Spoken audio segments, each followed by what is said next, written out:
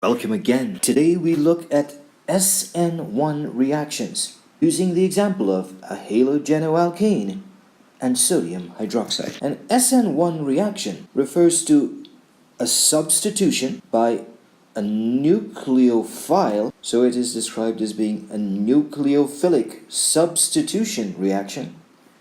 And the 1 refers to the fact that this reaction is unimolecular, with the rate being related solely to the concentration of the halogenoalkane. This nucleophilic substitution reaction between the halogenoalkane and sodium hydroxide is SN1 if it involves a secondary or a tertiary halogenoalkane. A secondary halogenoalkane involves a carbon to which two alkyl groups are attached. These alkyl groups need not be CH3, but they can be C2H5, C3H7, and so on.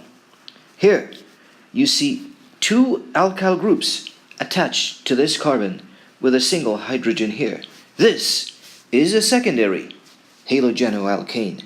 Here you have an example of a tertiary halogenoalkane, with the bromine being attached, the halogen, and three alkyl groups being attached to the carbon. The presence of these alkyl groups are key to the type of reaction that occurs between these halogenoalkanes and sodium hydroxide. Because of the presence of these alkyl groups, the formation of a positive carbon or a carbocation is possible. And when this positive center is created, then a nucleophile like this, OH, with its lone electron pair and its negative charge, can search for this center of positive charge. And as this nucleophile or Lewis base searches for this positive center, the hydroxide group substitutes the halogen group, and you have a substitution. A substitution by a nucleophile. And the rate of this reaction is dependent solely upon the existence of the halogenoalkane, which forms the carbocation, because of an inductive effect from the pushing of electrons towards this central carbon by these alkyl groups. This allows for the stability of the carbocation, which then facilitates the attack by the nucleophile.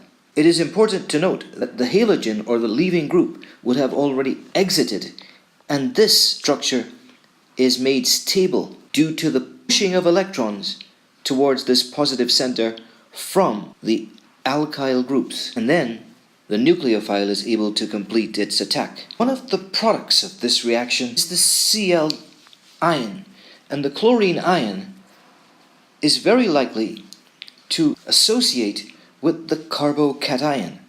To prevent this association and to allow for the reaction to be facilitated, it is important that we have the right type of solvent. And for this reason, we need to have a solvent that is protic and polar. A protic solvent is able to form hydrogen bonds to the leaving group to solvate it, and the polar solvent stabilizes the ionic intermediate with its positive charge. This ionic intermediate is termed the carbocation. This reaction is very much dependent upon this inductive effect, which refers to the ability of these alkyl groups to push electrons and stabilize the positively charged carbon. The inductive effect is strongest in tertiary halogenoalkanes, followed by secondary halogenoalkanes, and then primary halogenoalkanes.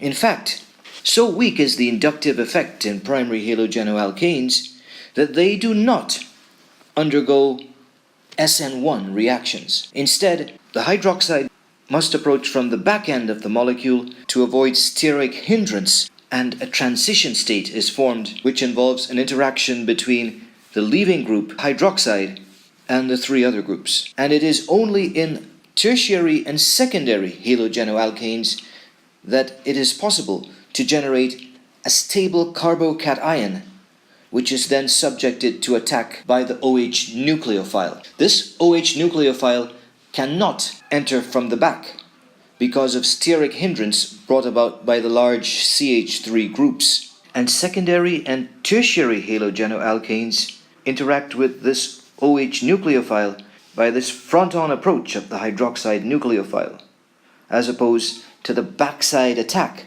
which occurs in SN2 substitutions. Here, this is not possible, owing to the large alkyl groups which add stability and maintain the carbocation.